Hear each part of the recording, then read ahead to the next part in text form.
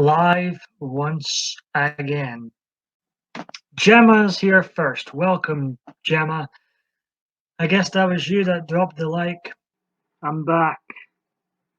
Again, July 20th, 2020, that very exciting year we all live in. And I'm here to rank the 1986 events listed on the WWE Network, produced by the World Wrestling Federation, now WWE. Pardon me. So we start off with Wrestlemania 2, took place April 7th, 1986, in 3 different locations, one in New York, one in Illinois, Chicago, and one in LA, California. WrestleMania 2 is one of the least favorable WrestleManias and one of the worst ones from the golden era of wrestling. The opening match consisted of the magnificent Morocco taking on Paul Orndorff. We then seen Randy Savage defend his title against George the Animal Steele. Jake Roberts took on George Wells. And Mr. T in the main event portion of the New York part took on Roddy Piper in a fake boxing match. In the Rosemount Horizon portion of the show from Chicago, we saw the Fabulous Moolah defend her title, women's title, ladies' title, whatever it was called back then, against Velvet McIntyre. Corporal Kitchener took on Nikolai Volkov in a flag match. Then we had the gigantic 20-man Battle Royal. I'm not going to list every participant that was involved, but some of the participants were NFL football players, including William Perry, who I have no idea. I live in Scotland, I have no idea about NFL, but apparently it was a big deal at the time. The Battle Royal was won by Andre the Giant, last eliminating Bret the Hitman Hart. Bruno Sammartino also featured in this match. This was Bret Hart's wrestling event pay-per-view debut. The British Bulldogs took on the Dream Team. That consisted of Brutus Beefcake and Greg Valentine. In the LA portion of the show, Ricky Steamboat faced Hercules. Adrian Adonis took on Uncle Elmer.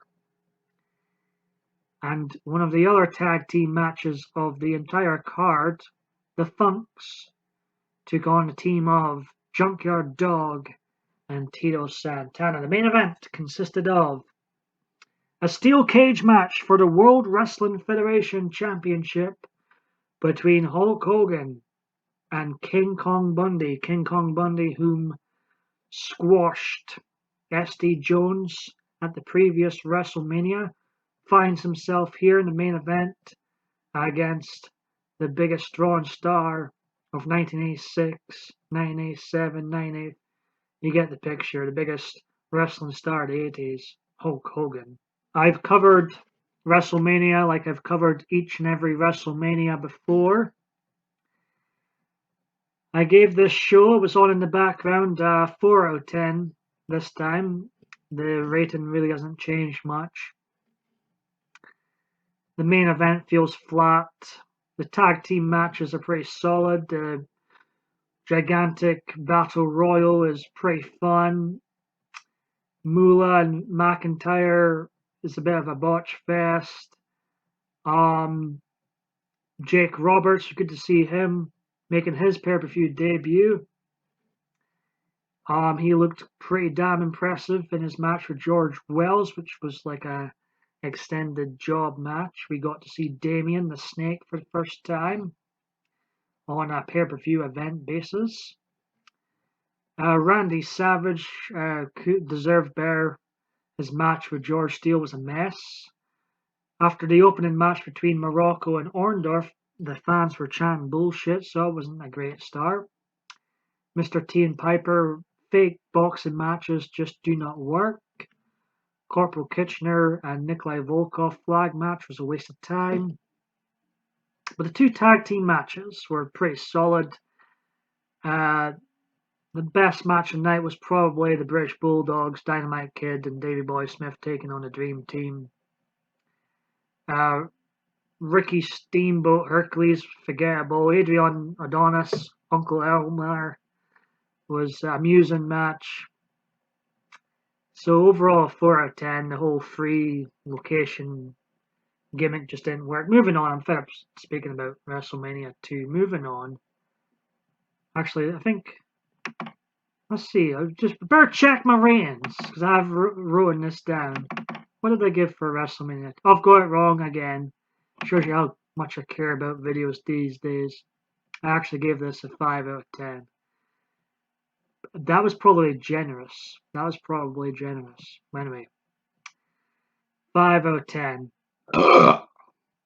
The big event took place in Toronto, August 28th, 1986. It was not a pay-per-view, but it's listed in the pay-per-view events section of the WWE Network. And without it, I wouldn't be able to rank 1986 events because, well, you can't really rank the one event. So I'm glad it's there for this video purpose. 2 years later on, there would be a Summerslam event in August.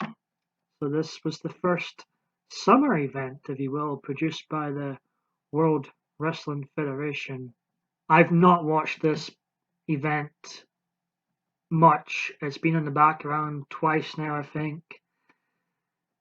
The matches consisted of the Killer Bees taking on Jimmy Jack Funk and Hoss Funk, the Magnificent Morocco versus King Tonga, better known as Haku.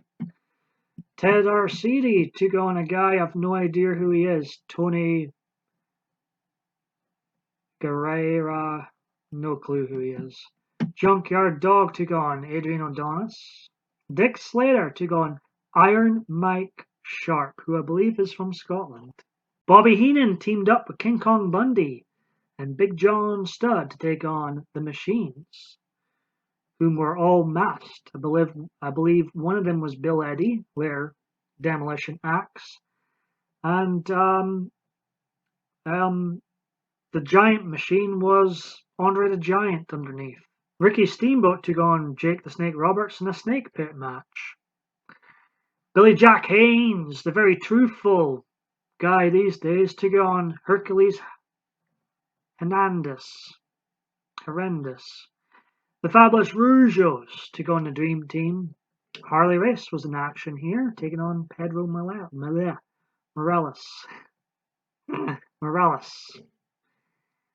And in the main event, we saw Hulk Hogan take on Mr. Wonderful Paul Orndorff. Now, this was a packed crowd on display here, 70,000 or so.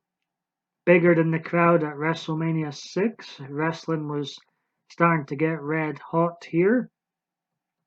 This was just before WrestleMania 3, which you may have heard of. I gave this event a 4 out of 10. The tagline calls it the biggest event of all time, but no, definitely not. Very forgettable show. Hogan Orndorff, I would say, was probably the match of the night. The build-up, the feud that Orndorff and Hogan had was tremendous from what I've seen and heard. But the event overall, the big event overall, was not that big in the end. 4 out of 10. So the rankings look like this. In second place with a 4 out of 10, the big event. The first and last ever, the big event. That wasn't even a pay-per-view. In first place, WrestleMania 2. One of the worst WrestleManias, mediocre WrestleManias of all time.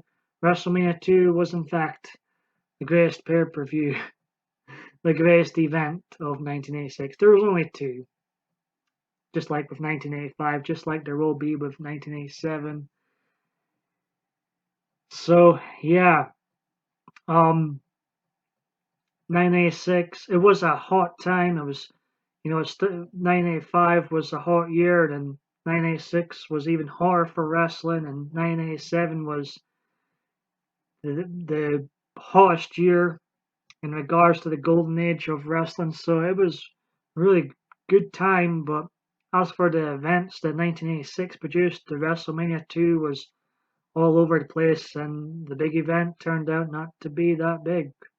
So there you have it. There's my thoughts, my rankings on the 1986 events listed on the WWE Network.